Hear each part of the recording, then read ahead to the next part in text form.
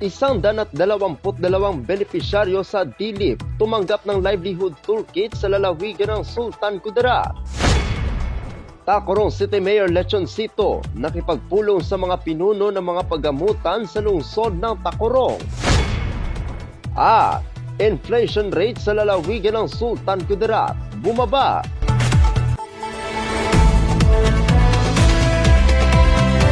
Yan ang ulo ng mga balita sa Sultan Kudarat Headliners.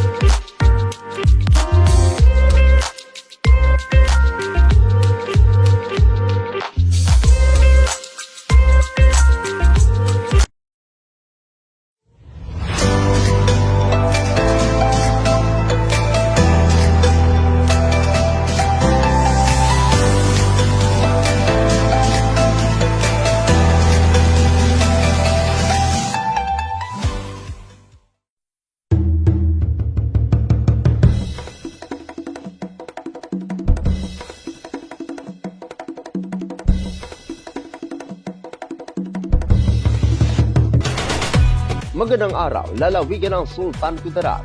Narito na ang mga pangunahing balita sa Sultan Kudarat Headliners ngayong Oktubre 11, taon 2024.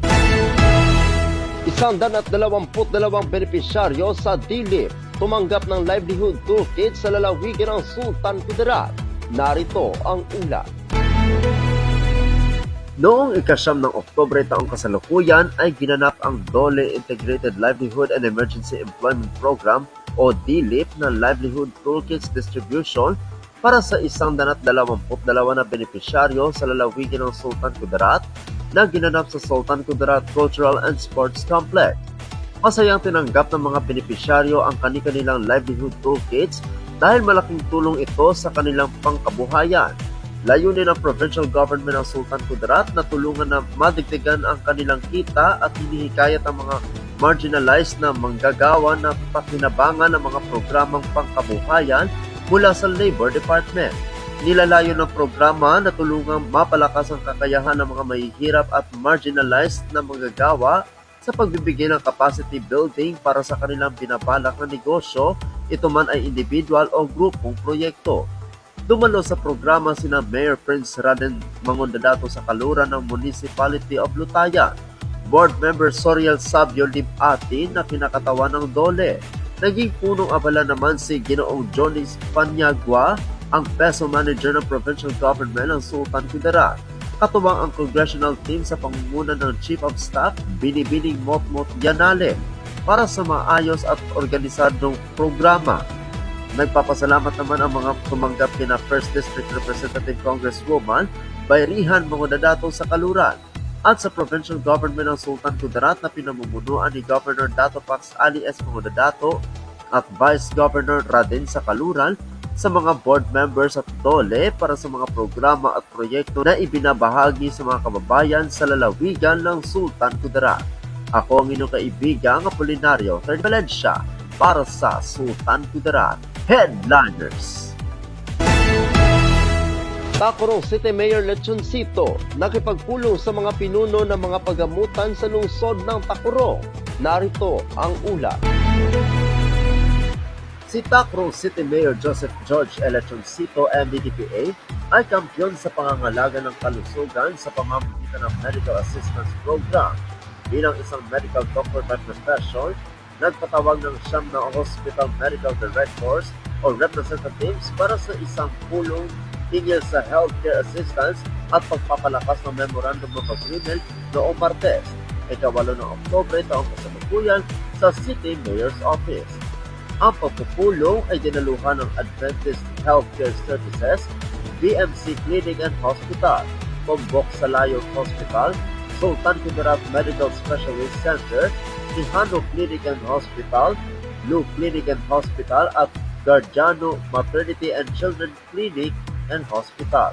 Sa pulong na ito, masusing tinalakay ng alkalde ng lungsod at ng mga dumalo ang mga detalye ng mga patakaran at alituntunin ng Memorandum of Agreement kung saan pangunahing layunin nito ang makatulong at gumabay sa mga mahihirap at kulang sa pribilehiyong mga takurugnon. Pinaabot ni Mayor Lechoncito ang kanyang napakalaking pasasalamat sa mga kalahok na ospital sa walang sawang pagsuporta sa kanyang administrasyon, lalo na sa kanyang advokasya na mapataas ang pangkalusugang sistema at matulungan ang mga nangangailangan. Ako ang inyong kaibigang Apolinario Ferdy Valencia para sa Sultan Kudarat Headliners. Para sa uling balita, inflation rate sa lalawigan ng Sultan Kudarat bumaba. Narito ang ulat. Inulat ng Philippine Statistics Authority o PSA Sultan Kudarat na bumaba ang inflation rate sa lalawigan ng Sultan Kudarat noong buwan ng Setyembre ngayong taon na ito ay nasa 2.6. Noong buwan ng Agosto ngayong taon ay nasa 4.2 ito at noong buwan ng Setyembre nakaraang taon ay nasa 6.1 ito.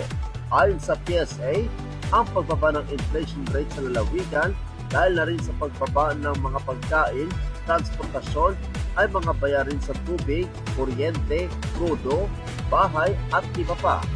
Aasahan sa susunod na mga buwan na magkakaroon ito ng pagbabago at posibleng tumaas dahil na rin sa panahon ng kapastuhan na maaaring may mga paggalaw sa mga presyo lalo na sa mga pagkain. Ang inflation rate ay siya ang sukatan kung may mga pagtaas o pagbaba sa mga presyo ng pagkain, transportasyon, bayarin, bigas at marami pang iba. Ako ang inyong kaibigang Apolinario Ferdy Valencia para sa Sultan Kudarat Headliners. Atin ang kabuuan mga balita sa araw nito. Mga balitang kailangan ninyong malaman, balitang walang kinakampihan, balitang totoo, balitang may dalang aral at inspirasyon. Ito ang Sultan Kudarat Headliners. Hanggang bukas, maraming salamat at magandang araw, kaibigan.